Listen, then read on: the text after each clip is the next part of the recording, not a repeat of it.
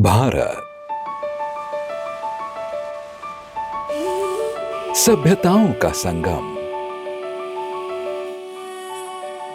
यहाँ हर कोस पर वाणी बदलती है,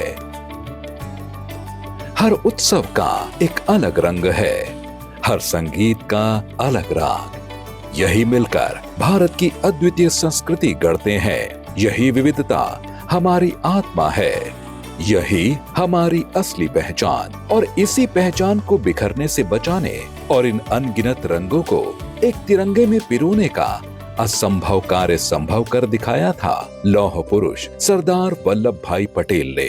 आज भारत रत्न लौह पुरुष सरदार वल्लभ भाई पटेल की 150वीं जयंती पर हम सिर्फ उन्हें स्मरण नहीं कर रहे, बल्कि भारत की एकता का उत्सव भी मना रहे हैं। 15 अगस्त 1947 आजादी की सुबह तो आई, लेकिन 500 से ज्यादा रियासतों की अनिश्चितताओं के साथ दुनिया ने भारत के बिखरने का आकलन कर लिया था। लेकिन लौह पुरुष ने अपनी दृढ़ इच्छा शक्ति, स्पष्ट दृष्टि और दूरदर्शिता से 565 रियासतों को भारत नामक एक विराट वट वृक्ष की जड़ों से जोड़ दिया। उन्होंने हमें सिर्फ एक राजनीतिक नक्शा नहीं दिया, उन्होंने हमें एक भारत श्रेष्ठ भारत का सपना दिया।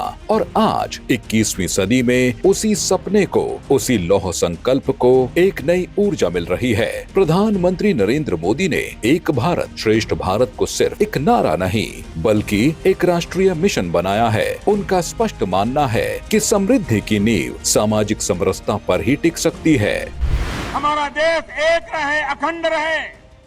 सरदार साहब ने हमें जो देश दिया है, उसकी एकता और अखंडता देशवासियों का दायित्व है। यही कारण है कि सरदार पटेल की जयंती पर होने वाली रन फॉर यूनिटी सिर्फ एक दौड़ नहीं है, यह उस भावनात्मक प्रतिबद्धता का प्रतीक है कि हम सब मिलकर चलेंगे, सबको साथ लेकर चलेंगे। यह राष्ट्र की एकता का उत्सव है। सरदार पटेल ने हमें सिखाया कि भारत की ताकत उसकी विविधता में है। आज जब हम स्टैच्यू ऑफ यूनिटी को गर्व से दुनिया के सामने खड़ा देखते हैं, तो यह सिर्फ एक प्रतिमा नहीं है, यह सरदार के उस अखंड विश्वास का प्रतीक है कि भारत एक परिवार है। यह वही विजन है जिसे आज आगे बढ़ाया जा रहा है, एक ऐसा भारत जहां कोई क्षेत्र पिछड़ा ना रहे। सरदार पटेल ने हमें यह विश्वास दिया था कि भारत चाहे कितना भी विविध क्यों ना हो, उसका भविष्य एक ही धड़कन में बंधा है।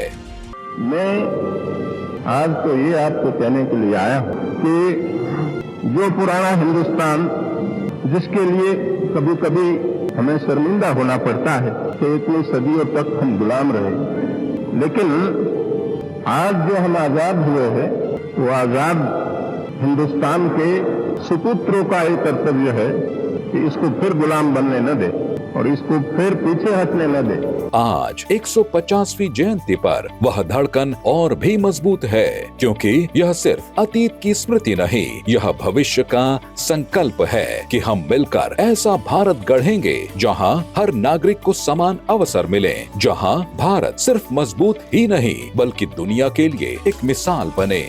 यही है एक भारत श्रेष्ठ भारत का मार्ग।